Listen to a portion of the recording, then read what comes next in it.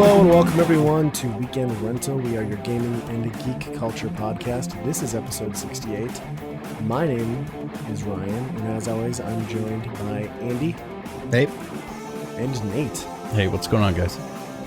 All right, so if you enjoy our content, you can check out our stuff along with all the other geeky goodness over at geekade.com. Whether it's articles, podcasts, and more, you'll find it all there. Geekade, what is your geek? So longtime listeners are gonna encounter something different here. We've been talking as a podcast, and we've decided we're gonna just tweak our format a little bit. We've been doing this, going on almost 3 years this summer. The show has changed, our schedules have changed, our lives have changed. Finding time to do this has become different. So we decided what we would do is not do Byron Burn as a regular opening segment anymore. We might see it come back here or there for certain episodes. We'd like to get back into some more topical stuff too. But we just kind of want to open up the show and just make it more about us getting together, talking about what's on our mind, whether it's games, movies, family, whatever. So we're just going to kind of turn it more into a freeform show, one take. We hope you enjoy it. Feel free to leave us feedback. We'll always leave our socials as where to get a hold of us at the end of the episode like we always do. But yeah, no Byron Burn. I don't know. Can we even start the show now? It's going to be a little weird. I'm trying to anticipate how this is going to go and how all the transitions are going to go. But I mean, we're not torturing each other with terrible games for a while. And I think that's okay.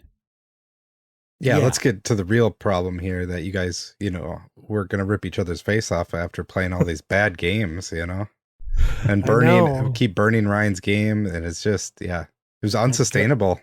Garfield keeps coming back, that son of a bitch. Oh, he's not going anywhere, but great. We could cut out Byron Burn, but Garfield stays. Huh? Yep.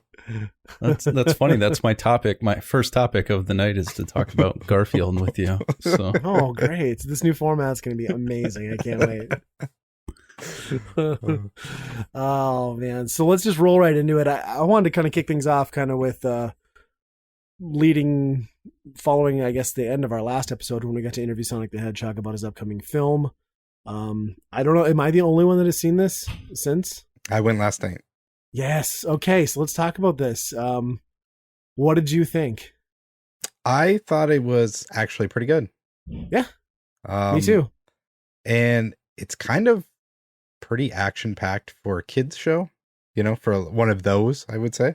Yeah. So it definitely keeps your interest. Yeah. I think, I felt like it was a little bit of a slow starter. They could have maybe sped that first 30 minutes up. But yeah, surprisingly solid film overall. I think when I compare this like a Detective Pikachu, I might actually like this better as a family movie. The only thing I question, two things. I don't know why Sonic had to floss. I think maybe that was a little outdated because of the delay with redoing the movie. And then also I found it questionable as a parent that Sonic ends up in a bar and then a bar fight in what is a kid's movie. But other than that, very, very enjoyable film. Yeah. Did you stay for the teaser at the end? Yep. Nice. So don't give it away. Don't give it away. I haven't seen it yet. There's a whole Sonic universe coming. Yeah. Gosh. I love that opening too. It hits you right in the feels with the little pixelated Golden Axe, all the Sega 16-bit properties, and it fades out into the Sega logo. It's very cool. I love that because some of those choices were wow, you really you raised that up on your logo. Wow. Yeah, it wasn't just the hits. There was some obscure stuff too. Yeah. It was good. Jim Carrey was amazing in it. By far. Yeah. How much do you think how much do you think Olive Garden paid for those two very obvious plugs? Yeah, it's probably a pretty good amount, I would imagine. I thought for sure that there was going to be I've heard the memes about the Olive Garden before I did. I thought for sure it was going to be something around the never-ending pasta bowls and all that stuff. Yep. And Sonic being fast, but they didn't even write the obvious joke on that one. Yeah. God, there was just no no attempt at subtlety with that product placement, though. It was kind of amazing. Yeah. I would love to see that, they get these companies that come in and do some sponsorships, and they do a very specific one for Olive Garden where it's like buy 2 get 1 from this time to this time, but they forget that part because they push the movie back and then it's not good. And it creates a massive mess. I don't know. That's how I picture that happening. But Yeah, my I'm son sure has it been throws off bugging me to marketing. go quite a bit. Yeah. And I just haven't. I'm not a big sit in the movie theater kind of person. To me, it's uncomfortable and weird, and I'd much rather just wait and watch it at home. But Yeah. I mean, it'll be on DVD by fall, so Yeah. yeah, it's good though. I think my favorite piece just walking out of that film though was because there was quite a bit of like fan service that I don't think everyone would get, but I loved that the crazy old man who sees Sonic in the woods holds up the picture and it's that Sonic meme from the internet. And like, I'm the only one in the theater dying laughing at this. Nobody else gets it, but I mean, somebody probably did, but Yeah. so Yeah. good. Amanda didn't go, and I had to explain that joke to her, and she was just like, "What are you talking about?" Yeah, that was one of my highlights, I think. Yeah. That and the continue Mario burn. See, okay, I completely missed that because I didn't think anything was weird about the boring Mushroom Land because I just remembered like Sonic and Knuckles and Sonic 3, where there's like those opening stages that are just full of mushrooms. Oh, true. Those mushrooms do look more like, well, Yeah. But they are definitely going for the burn. I've heard other people talking about it. And I was like, oh yeah, totally didn't pick up on that, but that makes sense now. Yeah. Yeah. I don't know, Nate. Maybe just do it. $5 Tuesday night. Take your kid, okay. or just make him go in the theater and you go do something else. And just for sit an hour out and 20 and wait minutes. for him. Yeah. Go to the pinball. mall and pet some puppies. Hey, whatever floats your boat. Yeah, that's not that.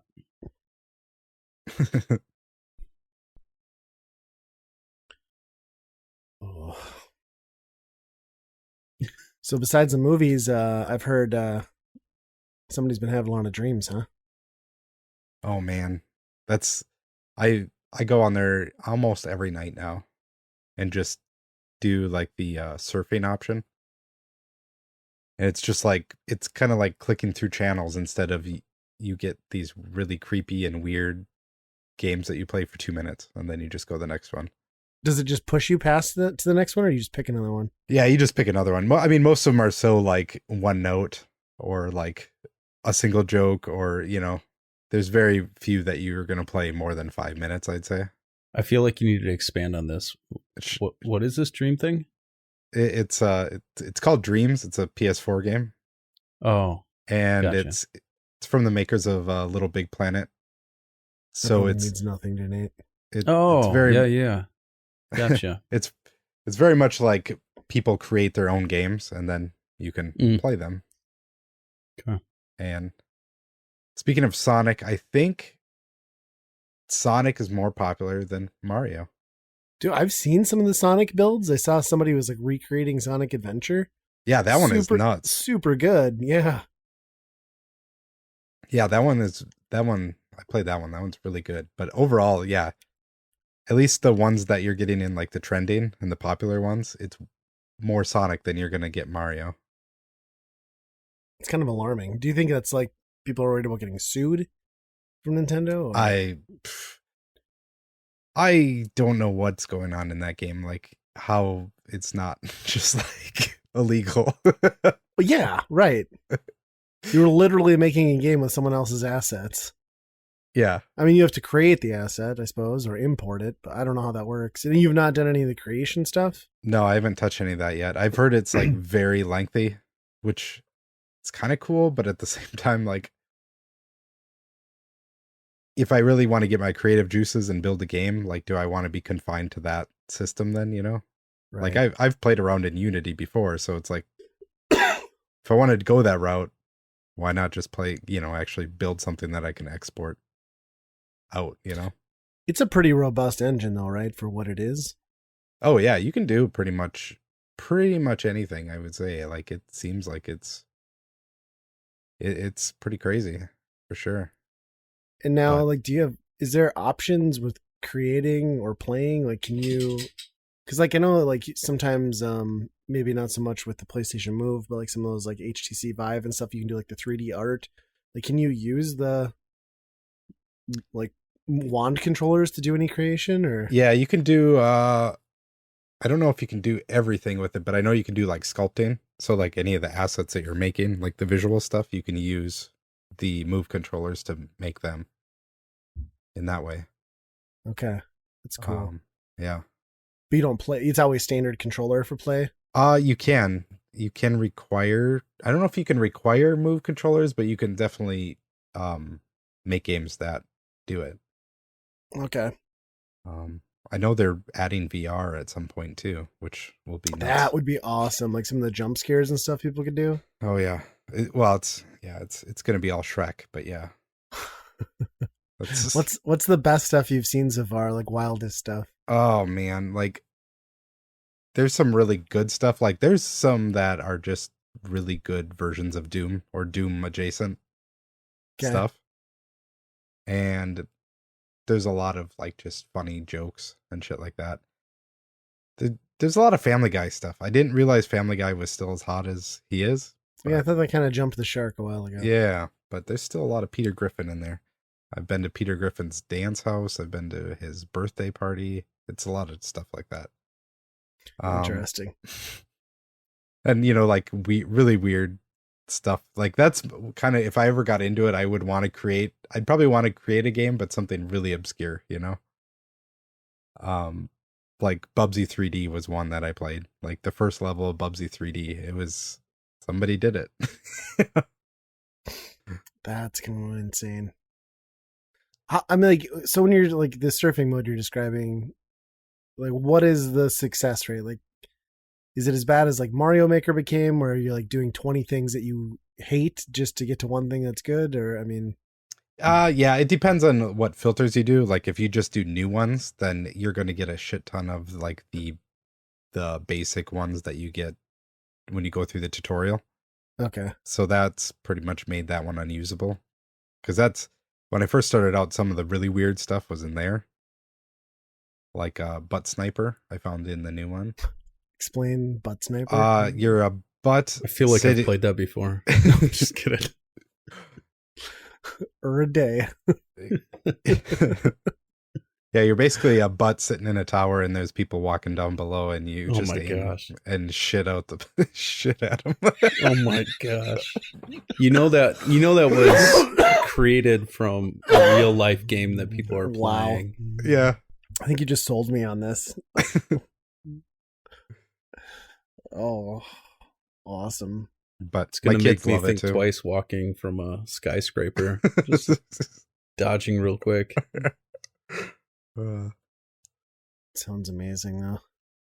It's nuts. I just hope that it continues. Like it's really popular now, but what happens, further down the line, you're gonna get some really amazing stuff, I'm sure. But yeah, it's probably gonna peter off a little bit. But I mean, it's one of those things where you want to get in while it's hot because especially since you never really know how long the servers will be up. I mean, usually with stuff like this, it's a while, but I mean, there have been cases where like games are down in 18 months. So, yep. I could definitely see this coming to PlayStation 5. It almost certainly has to, after how much money that they've put into this thing and then dump it out at the end of the console. They have to move it over. Right. Which I think would be good because some of the games have some terrible frame rates, but yeah, hopefully it's the dream scenario we all want where you're just like literally popping your PS4 into the PS5 and the game can just carry over. Yep. But yeah, the coolest part about it is that, you can pull in anything. If you make something, it's out there and somebody can take it and put it in their game, Oh, so you can take other people's assets once they've created it? Oh, yep.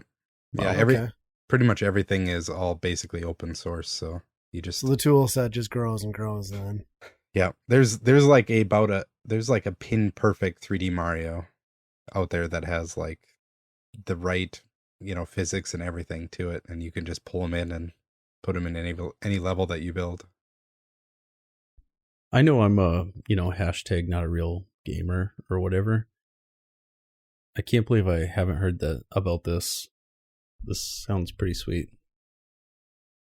I'm gonna have Yeah, to do it's that. yeah. It hasn't received the press fanfare that I thought it was going to. It just kind of quietly dropped, I feel. And when Yeah. was that? 2 weeks ago? Really? Yeah. About? Yeah, Valentine's Day, I think it came out. Yeah. Hmm. I don't know. I've been watching. There's a guy who is super hard into this on YouTube, and he's been just highlighting stuff that he thinks is good. So I've been like seeing the good stuff, and it's pretty impressive. Like a lot of it's really cool. Yeah. Yeah. And you can like collaborate too. So like you could be like, I do this part of this game and, you know, be the programmer and all that. You could basically create your own game and have your own studio and all that stuff. But at the end of the day, like you're not making money on it and Right. you don't own it. I'd be the guy that like nobody would want to collaborate with because I would just take something you've done and like draw a dick on it or something. And be like, there, that's my just gonna say contribution. that. Yeah. Just gonna say that. Penises and boobs on everything. That's what you get when you collab with me. I don't know why there's a basically like a Thomas the Train model, but instead of Thomas's face, it's Shrek's face, and it's just a big giant green face. It's in so many games. I don't know. I think that's an internet meme. Like somebody made a video thing on it. Okay. I could be wrong, but I swear I've seen that before, and it's terrifying. Yeah, I would say probably 1 in 50 games that you boot up, it just immediately goes, somebody wants to. Oh my gosh. So can you pull in like any audio you want to, or how does that work? Yeah, you could put it all up there, and yeah, Wow. you can search for audio and pull it in. And Gosh, this just seems like rife for lawsuits yeah, and lot of them. takedowns. yeah, I'm sure that's what it is like they have an option where you can do a takedown, you know, if you're a company, but how are you ever going to know? Who's you going to have an employee in there Right. trying to find that game? I don't know. Interesting. Oh, well, I got a new toy too. It's not as cool as, well, maybe it is. I don't know. It depends on who you are. But I've had a Virtual Boy. I've had 2 Virtual Boys for a very long time, and as anyone who owns a Virtual Boy knows, they're awful to play. And most of the games on there are not worthwhile. But the ones you do want to play, you can't really enjoy because you're staring in that stupid, horrendous headset, and you can only do it for so long. So when Castlevania Games announced that they were doing a new line of the Virtual Tap, which was basically a mod that someone else had made previously but quit manufacturing, that allows you to just take your Virtual Boy and put it VGA out to a television or computer screen and play it without that awful headset. I pre-ordered one. Took a long time to ship. I got it not that long ago, and then my buddy Danton helped me basically mod it. He did all the work. I just bought the stuff, and he would tell me what components I needed, and he would buy them, and then he assembled it and made a sweet 3D case, printed. So yeah, I can now enjoy Virtual Boy games from the comfort of my television. Yeah, I'm kind of jealous about this because my Virtual Boy just sits on the top of a shelf, and I stare at it like, yeah, I'd love to play that. And even when we went to, what was it, Sioux City at D-Wolves? Yeah. I mean, I bought Virtual Boy games and haven't touched them. One of them being, what is it, Wario Land? Yeah, I would say great. that's the best one. Yeah, it's a great game. But I just don't have an interest in throwing my head in that headset. So, I mean, this sounds like a pretty sweet deal for sure. So it's sitting in is it in like a case, or what's it look like? Yeah, it looks like a mini console. Basically, it's just all the components that you would have in the headset. And there are a few ways to do it, but like I didn't want to damage the actual original shell or anything like that.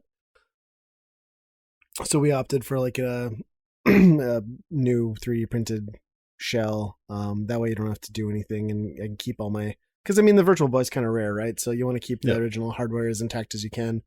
And yeah, it just looks like basically a mini console, and you just plug the Virtual Boy game in the top. It's got the controller out and the audio out on the front because it, that's the way that was wired on the Virtual Boy. And then your VGA comes out the back. And then Danton also made a color palette swap switcher, because this virtual tap allows you to change the colors. It's still all one color, but instead of red, it can be yellow or blue or green. It doesn't really change anything that much, but at least it's a nice option. Yeah. And he had talked about like putting an internal power source. I didn't feel the need to do that. So for anyone who doesn't know, you power the Virtual Boy through the controller, either through batteries or there is a wall plug for another version of the controller. I have both of them. And I just felt like, well, one, I'm not going to play it that often. So to do the extra work and extra expense didn't make sense to me. And then two, I just kind of want to keep that authentic feel. I actually kind of like the weight of the Virtual Boy controller with the batteries in it. Yeah. Or the cord. So I'm just kind of weird like that. But yeah, it's good. It's a pretty clear picture. The 3D effects on Virtual Boy don't really make or break the game anyway. Kind of like the 3DS. Like, it's a cool thing, but it's not changing your experience that much. So to be able to like play a game and not have my eyes bleed is wonderful. That's a bonus. Yeah. Yeah, I'm a little jealous about that. That would be sweet. I'd have to check it out for sure. I also got a new toy this past weekend. Probably made the biggest mistake of my life, but I bought an Xbox One. So I was in the town's called Sauk Rapids, Minnesota, kind of by St. Cloud. We had to go to a dance competition for my daughter, which anybody listening that has a daughter and wants to put her in dance because you think it's going to be cheap, don't, because it actually is very expensive. So we're in Sauk Rapids. We left at like 4:45 in the morning so that she could get there in time for her first performance at 9. And so there's a lot of sitting and waiting around, and me and my son are just trying to get through it and trying to just be supportive. But then after she does like a 3-minute dance, there's nothing you do until the next one. And so he's got his Nintendo Switch. I'm scrolling through Facebook Marketplace, and all of a sudden I'm like, I need that. And so I ended up buying an OG Xbox with 27 games and an Xbox One. It was just one of those things that I was like, well, we might as well give it a shot now. I think I text Ryan, and Ryan's like, well, you made the biggest mistake ever, or something like that. I can't remember. I was like, you're like, yeah, well, because you'd posted the picture, because you'd asked me about the OG Xbox. I was like, yeah, that's a good deal. Like, every game there is good. And then when you posted your haul picture, I was like, the Xbox One box, like, you didn't actually buy an Xbox One, right? Not knowing that you'd bought the other console. And then you're like, yep, I picked it up. And my response was, yeah, we all make mistakes. Yeah, absolutely. And so I don't know. I have it, I guess. I haven't really done much with it. I fired up Forza. And yeah, really good. I mean, that's a stinking good looking game and really fun for a while. But then it's just one of those things that it just turns into Crazy Taxi or whatever, where you're just like launching your car off of things, just seeing how far things can go. And which Forza did you get? Forza 4 or Horizon, or is it just like, okay, so those are the more like Burnout style ones, right? Open world, yeah. I like it's good. I like those. Yeah, my son's been playing Fortnite on it because that's what you do, is buy a console and play a free game on it. And I don't know, the OG Xbox is still just kind of sitting on the floor. I gotta probably plug that in, but I think now I guess I'm gonna get a 360. I mean, 360 is, if you're gonna get one Xbox, it's by far the best one. I think you're gonna be surprised at how well the original Xbox holds up, especially if you find like some cheap component cables, because the component will make a huge difference. Really? Because you can do 480p on TVs that will support it, which your Trinitron should. I should check that out then. But yeah, I think you're gonna like that. And I mean, don't get me wrong, like I shit on the One, like it's the only console, and I have a Jaguar, that I have bought that I regret, like the purchase, because I just don't use it. None of my friends. I like how you preface like, I have a Jaguar, so it's okay. And I would keep that over my Xbox One. I don't know, it just didn't click. Like, A lot of the first party exclusives were some of the worst iterations this time around. They never really course corrected from their horrible opening and the force of the camera. And like PlayStation just made their party system that much better. Because that was always the driving factor, was like, no matter how good PlayStation was, they could not get their shit together with an online network, a friends list, party systems. And when they finally made that click, plus put out some of the best exclusives of this generation, probably the best exclusives of this generation. The only pretty almost. Right. It was just like hard for me to justify turning my Xbox back on. That said, it's completely competent. I mean, for sure. Yeah, it looks stuff. Good and plays pretty decent. Yeah, I got it for $100, so I'm like, right. Well, I think that justifies the purchase to being like, well, I got it, and you can try some things out. And it's the terabyte one, which is great because those hard drives fill up fast. It's what is it? The Forza. Am I saying it even right? The Forza limited edition model came with the box controller, all that stuff. You turn it on and it sounds like a car or whatever. Oh, sweet. Which is kind of interesting. But I mean, that's a little gimmick, I suppose. Yeah. So I don't know. I'll dive into it a little bit more. I've been playing. I still have been playing my PlayStation. I started the Uncharted series, and I'm having a hard time with the first Uncharted. It just, to me, the controls, I feel like I have to play them in sequential order. And so the first one, like the camera and the way you move just feels clunky, but I don't know. See, this is great because now I can do the exercise in where Drake got his moves from. So now what you want to do is go buy Gears of War for your Xbox One and then play that for about an hour and a half. And then you'll understand exactly what they stole all those mechanics from. Really? Except they slapped Indiana Jones on it instead of like monsters and big hulking like football players. Gosh. I don't think they nailed it. They never really got as good as Gears did. I don't think. No. There's still a lot of... Yeah, and it's super evident in that first one. Yeah. The shooting is just never as good in Uncharted either, but they're great games. Yeah.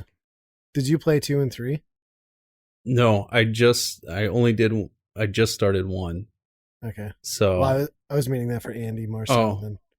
Andy's played 2 and 3. I've played them all, yeah. Okay. Is 2 the pinnacle, like most people say?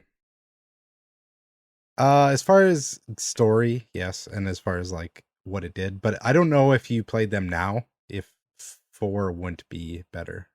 Yeah. Like there's some crazy stuff that happens in 4.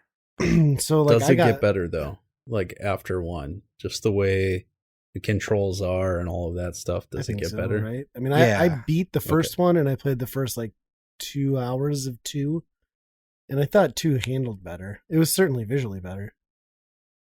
Yeah. Okay. The first one is by far the worst out of all 3 of them. Okay.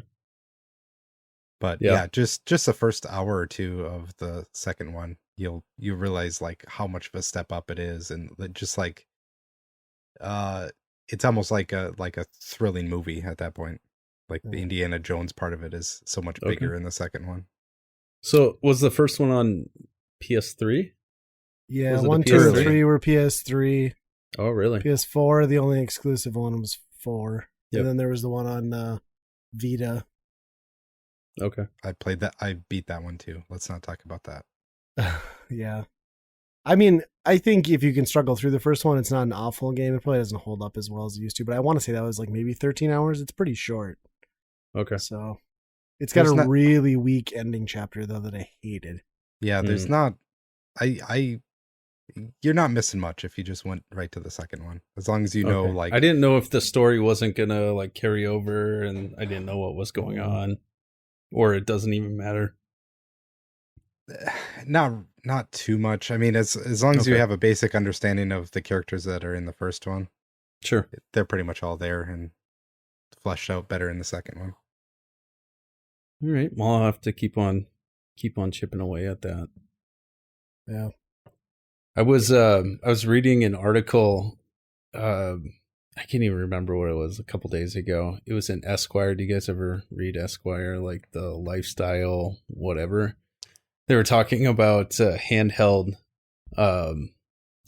games, or portable games, and I just found the article being really stupid because it says the best portable handheld gaming system in 2020. Well, there is no portable handheld systems in 2020 minus the Nintendo Switch, and so it goes on and on about. Was it a video of Retro Rob's? No, he could give you like it 30, isn't. I bet, in 2020. What's that? I said, I bet Rob could point out like 30 that have launched Yeah, in 2020. exactly. Well, now the Tiger handhelds are coming out and getting a reboot, so that's gonna put the Switch in some serious competition.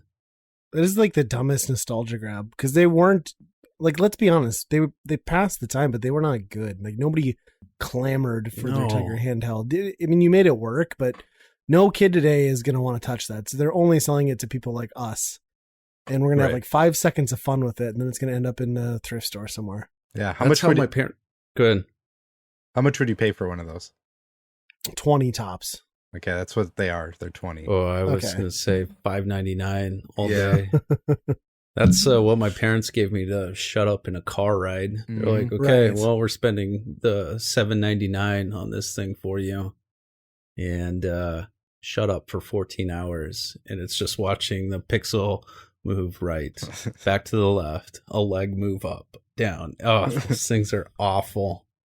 And people were excited about them too. Like, people are like, yeah, I'm buying them. Come on. They're not that good. They're really bad. Well, yeah. Yeah, I started, sorry, got sidetracked, but.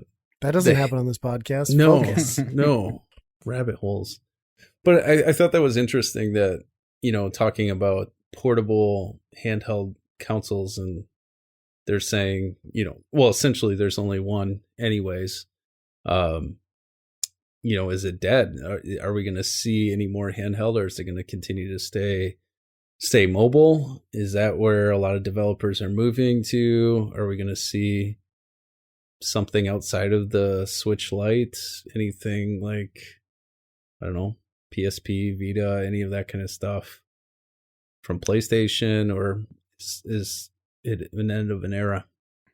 I don't see PlayStation doing it again. They tried twice and they both kind of failed on themselves. Yeah. Yeah. I mean, I think there's always room for a handheld. Obviously, the Switch is pulling it off, but I just think with like processors getting so much smaller and so much more efficient, and phones getting so much more advanced, and stuff like, the GeForce Now and Stadia's not a good example, but there's even like PlayStation, like screen share, like with your iOS devices already. Like, I think realistically, you wouldn't have to have it. I think the mobile devices on our hands, in our pockets, and Bluetooth controllers, and I mean, what the hell? Like, Symphony of the Night just got dropped on iOS today for like $3 or yesterday. I mean, there's no reason you would have to have a dedicated device. So I think there's always going to be a room for some on the market, but I don't think we're going to see Microsoft and Sony jumping in there again. Nintendo will continue to corner the market. That's what they do. Unless that's their gimmick this time, and then they drop the portable stuff the next round. I don't know. Right. Oh, gosh. The next time it will be a PDA that like slaps on your cat or dog's collar. And that's the new future in gaming and how mobile gaming will work. Your dog is now a Nintendog. Yeah, you literal Nintendogs and Nintendo cats. So there we go. They're going to come out with, mobile virtual reality. So all these idiots are walking around. Oh my gosh, what a nightmare. Yeah. But it's still going to be made out of cardboard. Oh gosh.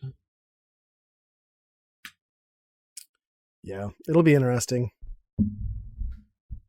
It'll be interesting to see what happens. I mean, I think like NVIDIA basically made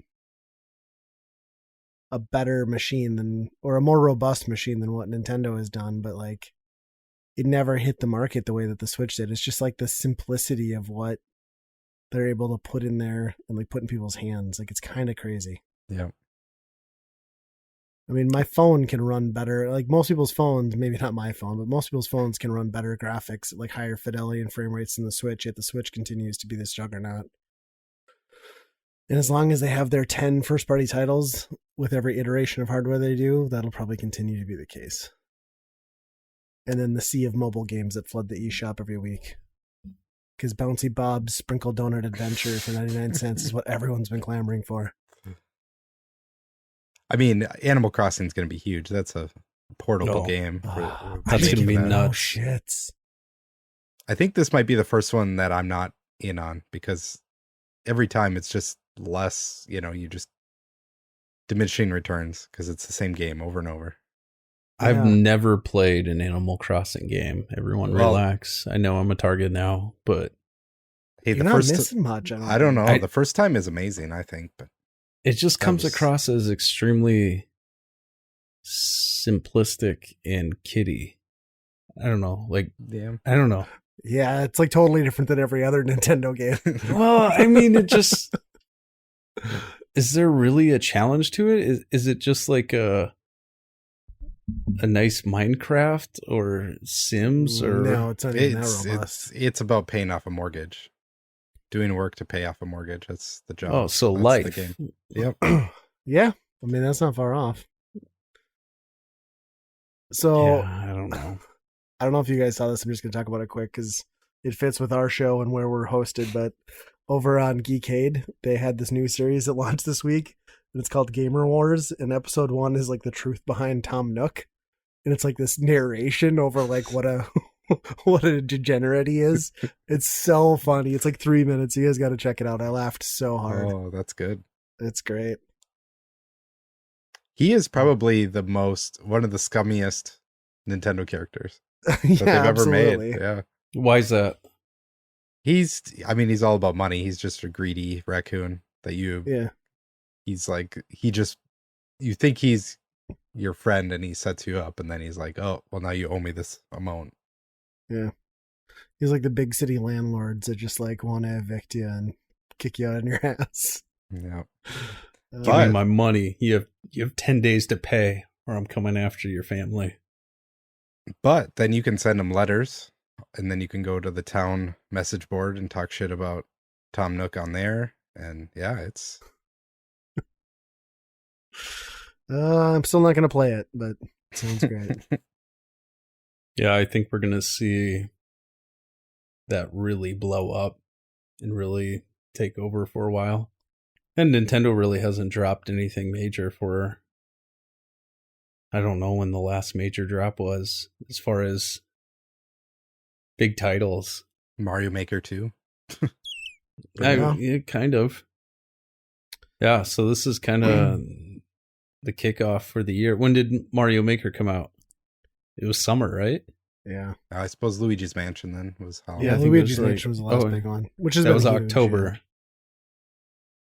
Yeah. And then they had like the Smash stuff trickling in, which that's still popular. Yeah. You had some Nintendo news though too, didn't you, Andy? Yeah. For your beloved console. There's a couple new Wii U games coming over. Not over here, but in Europe.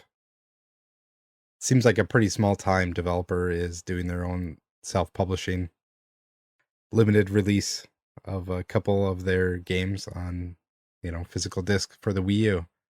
And 100% for the collector market, because I don't think anybody buying them are like, oh yeah, I've been waiting for this game to hit the Wii U on disc. It's more like, oh, this is probably the last game on the Wii U, so I need it. Yeah. Well, yeah, because everybody thought Axiom Verge finally getting released was going to be the last thing. Yeah. But so are they doing like bundles and like deluxe things with soundtracks, or is it just straight like game to disc? I think it's just that. It said something about a certificate of authenticity or something too. And it's like, okay, yeah, this is not going to the casual gamer. A certificate that you've just wasted another $60. How long until some of these are just like sold pre-graded? Comes VGA graded, yeah. I'll pay you the extra $400 if you can slap that sticker on there and put it in an acrylic box. The developers take it to the publishers, and the publishers just send all the boxes for VGA grading. Then they hit the Walmart shelves for $9,000. I love it. Yeah. That's crazy. I mean, like you said, though, this is definitely going to sell out fast, and it will all be collectors buying copies. Then we'll see these selling for absurd amounts in a few years. Yep. What was the limit on them? Like the limit press? 3,000. Oh. So it's like early limited run or strictly limited kind of numbers. So are you on the train or not? I mean, you're complete. Are you complete? Are you missing Just Dance? I'm missing a couple. Yeah, Just Dance. I think the last Just Dance. It's probably cheap enough to just buy now, but yeah, this is PAL, so I don't need it. So it doesn't matter. It doesn't count for you, huh? Cut it out. If you were a real collector, you wouldn't have that attitude, but I guess you're not. So well, yeah. Well, then I'd have to more go of a wild. gamer than you are. I'm such a hardcore gamer that I hovered on the NT Mini website over at Analog and clicked into that pre-order like 5 times, then backed myself out. Oh no. So if anyone hasn't heard, everyone knows, I think, in this scene that Analog makes buku, boutique, high-end consoles. They've made the beautiful ones. The NES one, the NT Mini, which was the second one that brought in like the different cores and stuff. Then they've had the Super Nintendo and the Genesis ones that have retailed at reasonable amounts, sub 200, I think, but they've also got plastic shells.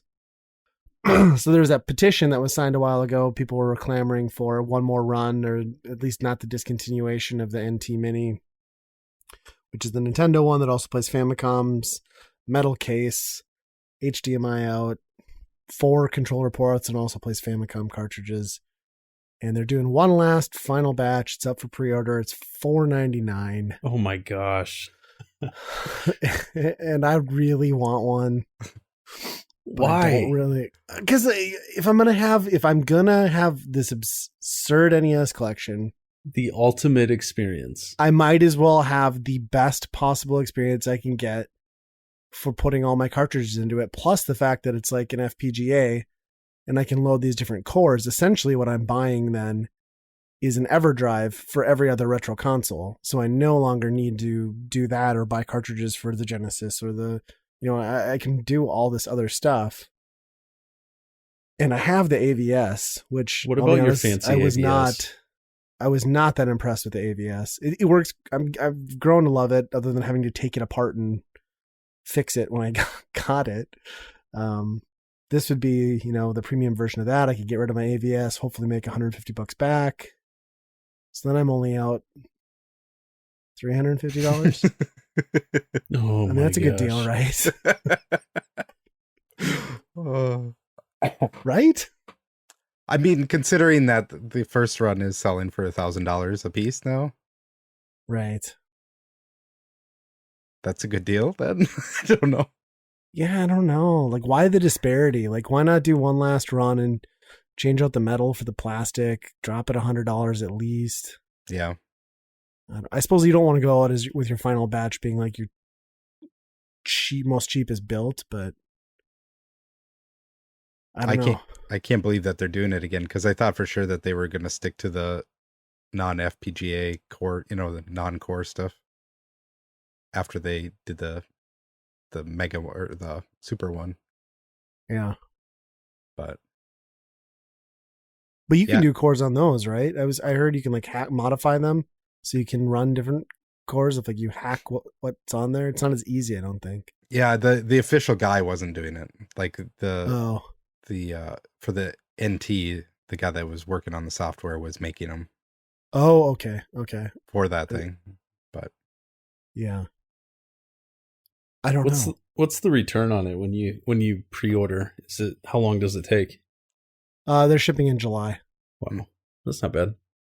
No. I mean, the price is bad. Right, but it's metal. I don't know if I could. I love the NES, but I don't know if I could do it. And it hooks up to the Famicom disk system, which my AVS does too, but my AVS isn't metal. Do you have a Famicom disk system? That's not the point, Nate. Okay. The point is, if I had one, I could use But it. if I did have one, And then if I had games, well, I have a game for it. I guess I have golf You do. for the disc system, so there's that. don't you have a Mario too? It's Mario Golf. Oh, Mario Go. So it's like Okay. the NES Open, I suppose. Yep. Whoa. But yeah, I don't know. I'm still contemplating it. Huh. What? So, they made a gold version, the 24 karat gold one of Yeah. these? Yeah, They only- but that they was made- the original run, wasn't it? Yeah, not the Were mini. Yeah, where they use like actual gutted Nintendos. Yeah. So it's pure gold. They only made 10 of them. System number 9 is on eBay right now. What's the going rate? He wants $125,000. And That's not bad. it's shipping from Grand Forks, North Dakota. Shut up. Yeah. Let's go find this guy. Let's track this person down. Little B&E. We won't hurt him. We'll just rough him up a little. He doesn't listen to the podcast. He'll never trace us. I gotta meet this guy. Yeah, who in Grand Forks, North Dakota has the clout to like just throw down like whatever that cost? It was a lot. I remember. I don't remember. Yeah. Over 10,000, wasn't it? Yeah. What? It is, I think, maybe not. It was thousands. That's nuts. What is Oh yeah. They They already- sold it. They sold it for 5,000. okay. Wow. Okay, so that's not insane. I mean, that's bad. No, but it's that's, like, insane. It's bad. right, but that's moderate income, I mean, foolish he's- spending. Compared to he's asking 125. That's quite a markup, Jeez. but Daddy needs a new Lamborghini. that's probably who it is. A guy who has no, it's an investment thing. Right. Wow. So I don't know. What do you guys think? Should I buy one? Should I spend? It's called the NT Mini Noir. Yeah, that's the It's all final black. model. Yep, Cobalt or something like they're calling it. $499.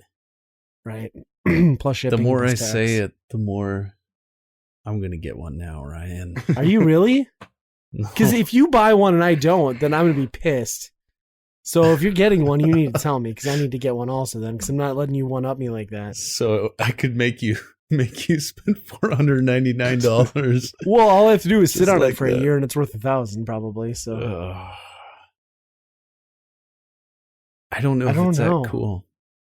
Do you think this will be the pinnacle? Do you think another company comes along and says, "Here's a better one"?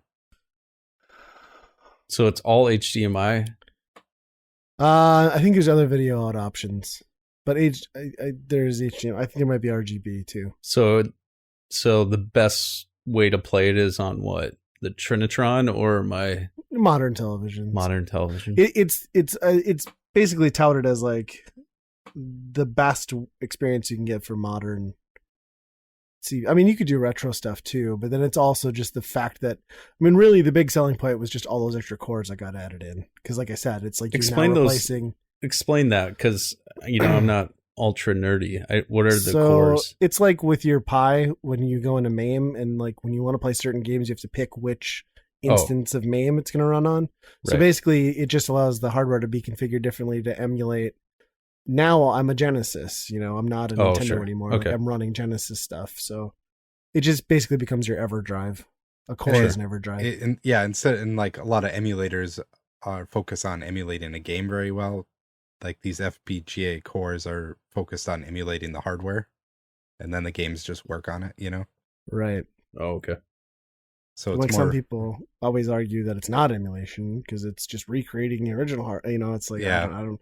People get very upset about FPGA, as we learned on our Super Nintendo analog video that I had to delist from public because people just kept frickin' raging in the comments about the things we said. So We're nerdy, but not that nerdy. We don't know. yeah, we tried.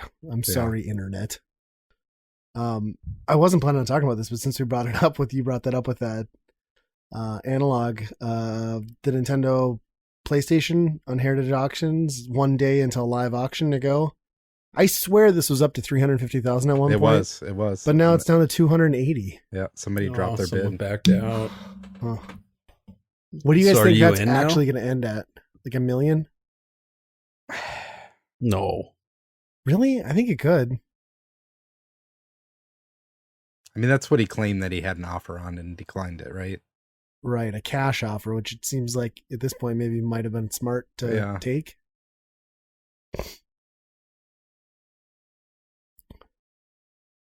I don't know. I thought it would be.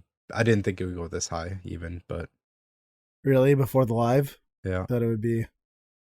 Yeah, I mean, because this is just the starting point. Because once that gets heated and people are on the phone or in person bidding on this, it could potentially go nuts. yeah. It's an end of an era for those guys. You know, they've been traveling the world, all these cons for free. I'm sure they were getting free flights and free hotel rooms for what, 3-4 years now? So many beers spilt on it. So many. Yeah. And yeah. It's interesting. Yeah, maybe that he got his first refusal. And he was like, okay, time to sell. Yeah. What? What do you mean I have to pay for my own room? Do you know who I am? Yeah. Well, it'll be interesting. I'm curious to see how that ends up. I guess we'll know by the weekend. Yeah. If we don't all die of the coronavirus before then. Well, it's a possible thing. I've been really analyzing the coronavirus lately. Really? And Explain more its of this. effects. I mean, I'm doing a little traveling, so you kind of have to kind of look out for that. But China, Asia, the usual places. Sure, Thailand, lady boys. Got it. Wink, wink. No, I'm trying to. I don't know. I've just been thinking if it continues, is it going to affect the video game market at all? We're on the year of big releases with consoles. Obviously games are going to be tied into that. Are we going to see, since a lot of components are coming from China, are we going to see prices skyrocket, limited quantities? Are we going to see some craziness, or is it just going to continue to move on? I mean, we have a friend in kind of the electronic business that does a lot of components, and it might not be for video games per se, but it really has halted everything where they can't ship things. They're not sales are just kind of at a standstill. And so will video games take a precedence, or is it going to be like everyone's got to shift gears to get all this stuff done? What happens? Are we going to see a delay? I'm kind of curious to see if the coronavirus will ruin video gaming or make it better. Who knows? I think it might have an impact on pricing.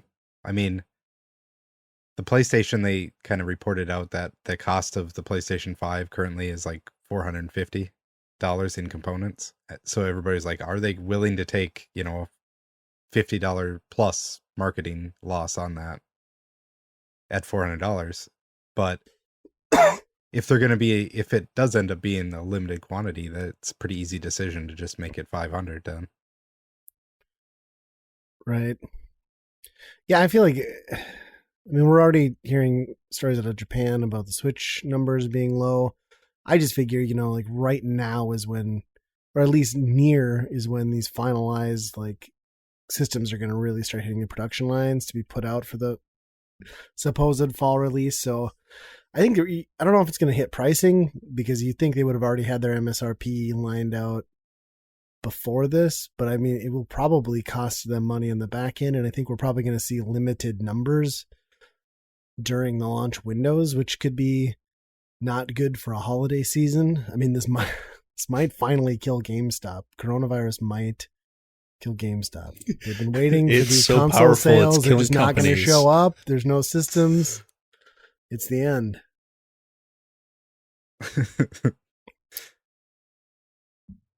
Yeah, we'll see. I did see that Atari had announced that they're delaying the VCS due to the coronavirus.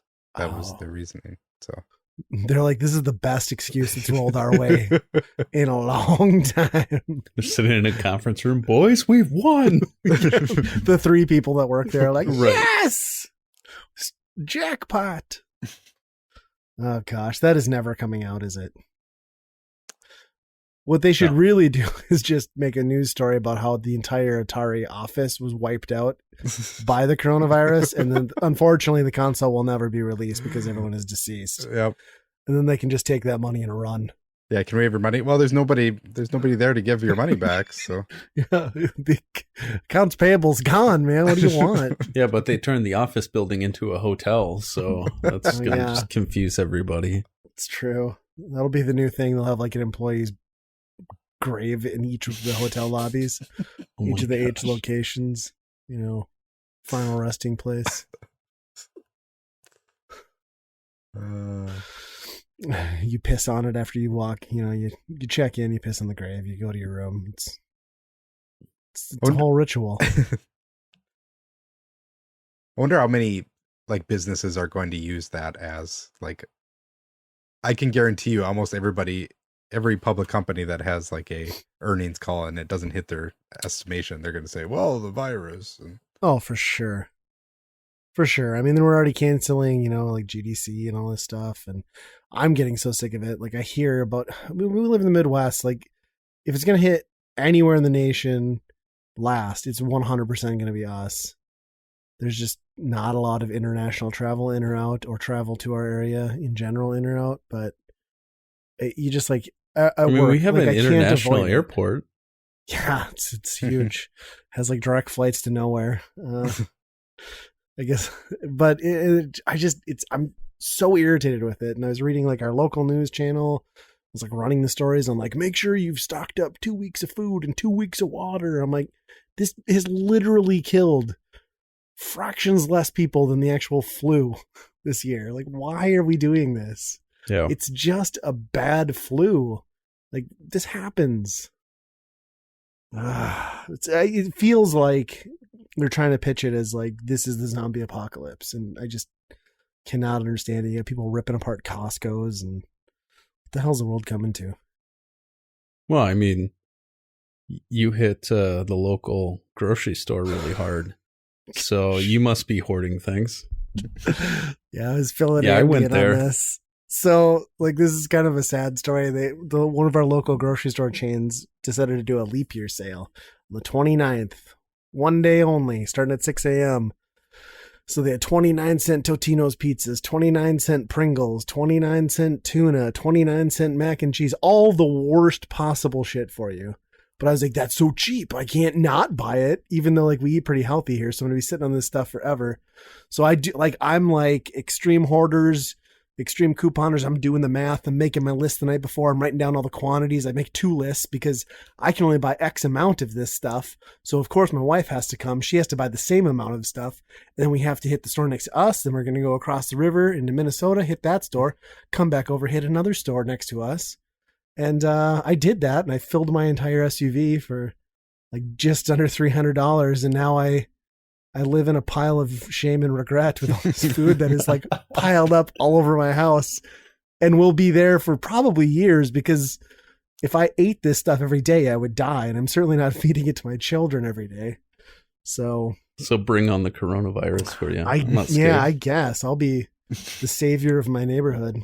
When you sent that picture over, it was like unbelievable. Oh yeah. And those were just the cupboards. You didn't see the freezer. The freezer was I love ridiculous. So yeah, anybody wants junk food, we can hook you up. Send it as a giveaway. Yep. I was pretty proud of myself. But I mean, Pringles for 29 cents. Come on, man. Pringles. Once you pop, you can't stop. That's Right. true. They're like $1.30 a thing. I saved $1 on each one. And it's the one time that you can go to a grocery store and not feel guilty buying those things. Like your checkout person's going to just make full judgment on you because everybody else is doing it. Oh yeah, So, it was nuts. Yeah, no big deal. People were probably like, "What a psycho! Why'd you do that?" Like, no, these stores were mobbed. We were like fighting our way through to get these like bargain bin items. This is unbelievable. It was kind of a rush. Like, it was almost like game hunting and like coming across a garage sale with like amazing stuff. And you're just like, yes! It was the same satisfaction, except it was immediately followed by guilt when I got home. So, So when's the haul video coming out? yeah, I should. Oh, I you should. should I've probably do a gotten pickup more video. clicks. Yeah, it's all My put away grocery now, pickup sadly. video. That'd be awesome. Yeah. I love Pringles too. Oh my gosh. Subscribe. I'll just do like a video on like how many different ways you can make a meal out of tuna. We'll be like Gross. Forrest Gump, but with tuna. Oh, Pringles and tuna. Ugh. Pringles and tuna, Disgusting. tuna helper, tuna melts, tuna gumbo, Gross. tuna with toothpaste. Did you know you can brush your teeth with tuna? It's delicious.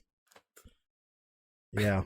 So yeah, I guess I saved a bunch of money on a bunch of food, but I'm not so sure I made the right call. But I got it. I'll just live off that stuff, save all my money for retro video games, and then it's all gonna work out. You're set. Yeah. You're set. And then what'd you say? You're gonna follow your TLC hoarding show with My 500-Pound Life? Yeah, that was the joke I made to Nate, because he's like, you should be on TLC. I was like, yeah, it'd start out as an episode of Extreme Couponers. It would be an episode of it would transition to an episode of My 500-Pound Life after I'm done eating all this stuff. Oh man. Yeah. That's great. I had to bring it up. Yeah. No, it's an interesting story for sure. If I sell all that food, I can totally pay for that NT Mini now. So Hey, now you're thinking. got it all figured out. I'll sell you Done. Totinos for 80 cents a piece. You doubled your money. That's great. I got 50 of them. Get over here.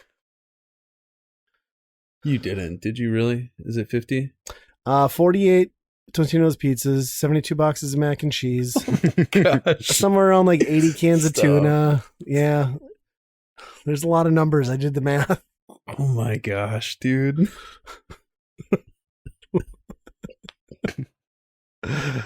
Oh. You know, Lent isn't that long. So you're saying I should unload that now? There's an audience for it. Yeah.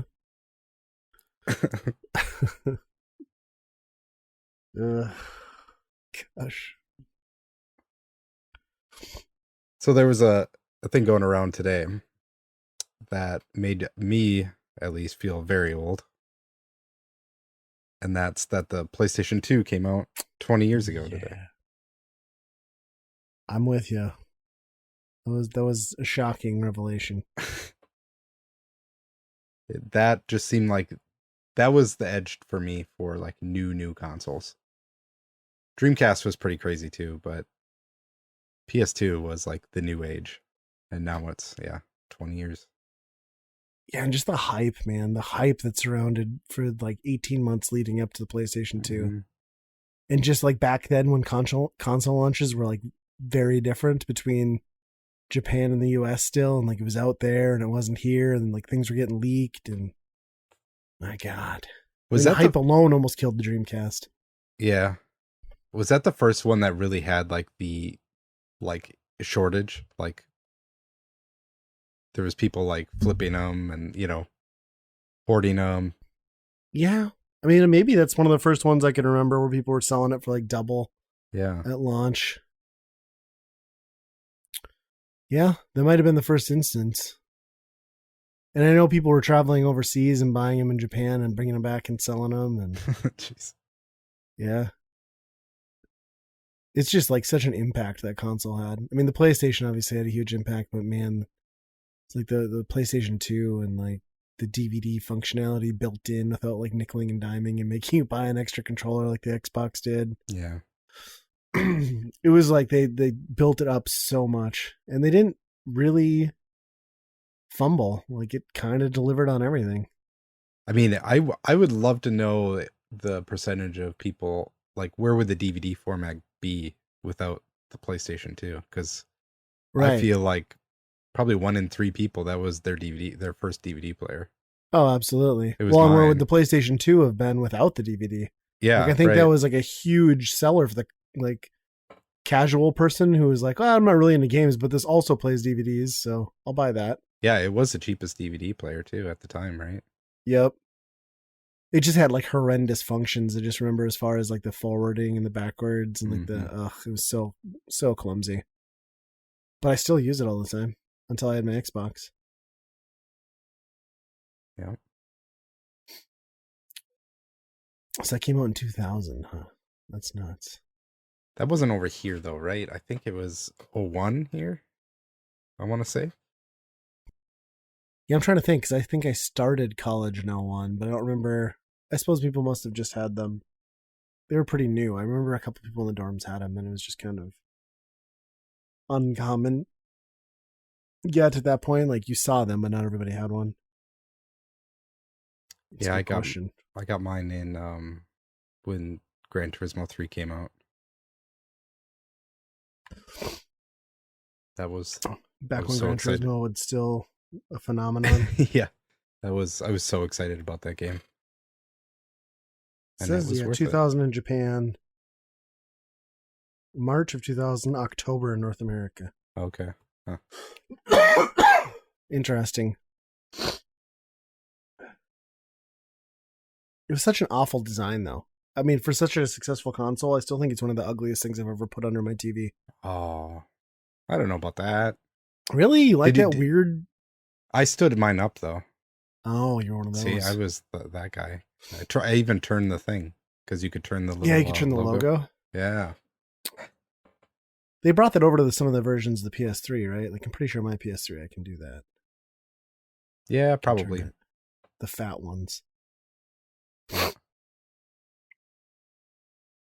that's crazy. And Nate, you weren't a PlayStation 2 guy at all, right? So you're like, what the hell are they? I get no nostalgia here. I didn't know I only know of a PlayStation 4. I didn't even know that they even had a 2. They just launched with they started 4, 4. right? Yeah. I did have a little experience with PlayStation 2. So it was a little bit later on when they came out with like the Slims. I don't remember what year that was. Maybe, what was it, 4 or 5? 2004 or 5, maybe? I'm not sure. Yeah.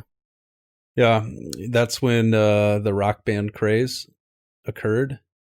And that was kind of my experience with it. I didn't own one or anything like that, but that's what everybody was playing. Every opportunity was throwing a guitar on somebody, and so that was really my only experience with the PS2. I really don't have any other experience with that.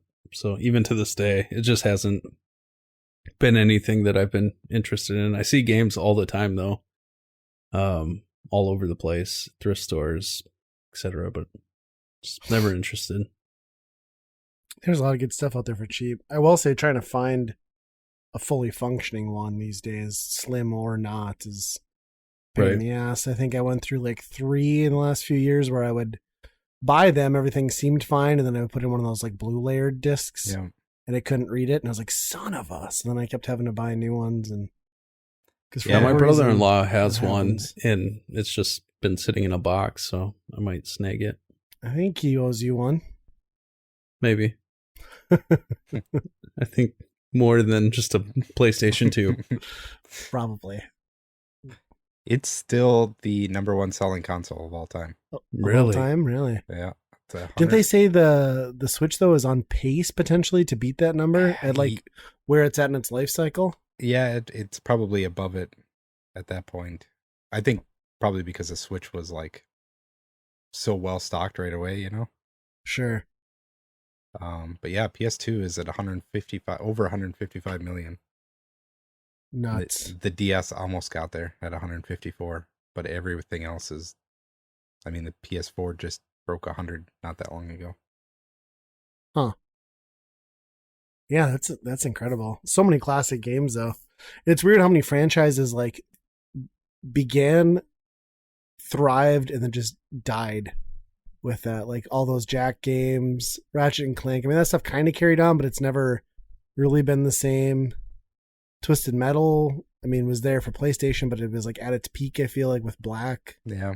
The Sly Cooper games, I mean, they've made more sense, like for Vita and stuff, but they've never really captured just that whole like cartoony action platformer, like all like that style of game just like fizzled out after that generation. Yeah, But PS3 never had that. Yeah. No. And PlayStation 2 is home to all the best ones.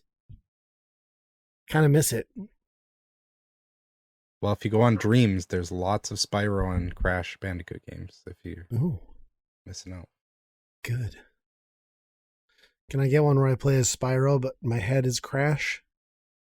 I'm sure you could build that pretty easily. Nice. And I ride around on this Shrek train that you keep telling me about? I want to experience this.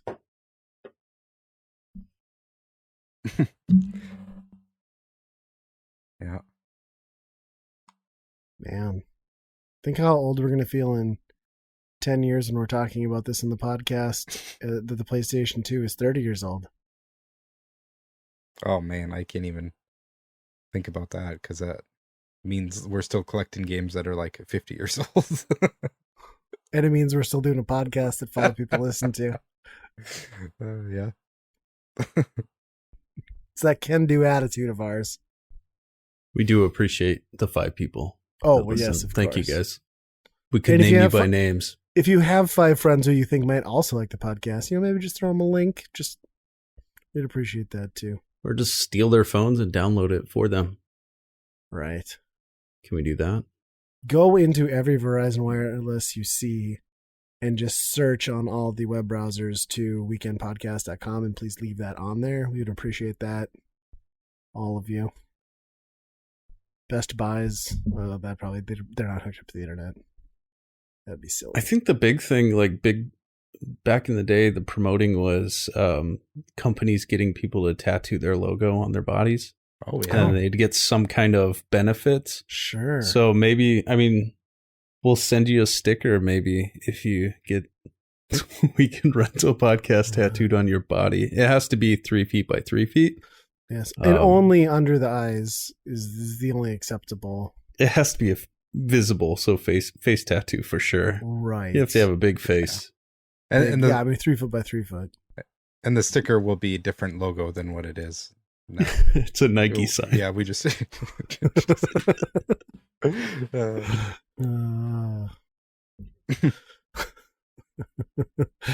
But yeah, we do appreciate the listeners. We know the format change is different, so if there's any feedback anyone has, like, certainly hit us up. I feel like the podcast is gonna always, it's us, right? Like, we're still gonna have that same feel, but we're gonna just try to make it a little more easygoing and maybe try out some different things too. I'd love to get back into some of that nostalgia stuff, like where we just contemplate like a generation or a handheld or how great Bruce Campbell is. Or Sharknado, the series, of movies. I love it. Yes. But I feel like it's that time, right? I think so. I think so. Some things never change. No. I feel now's the time to cue the sad song. Sad song? Well, I don't know. I don't know. I have no idea where we're going with this. Oh, you can take us out is where we're going with this. Oh, I'd love to take us out. I got it. You're like, it's time. That was my cue. I missed it. I'm sorry. It's all right. We really do appreciate you guys listening to our show. Hopefully you enjoy it. If you would like to just continue engaging with us, you can check us out on Twitter, as well as YouTube. And of course, you can follow us on Facebook. You can find all things Weekend Rental at weekendpodcast.com. And as always, everyone, be kind, rewind.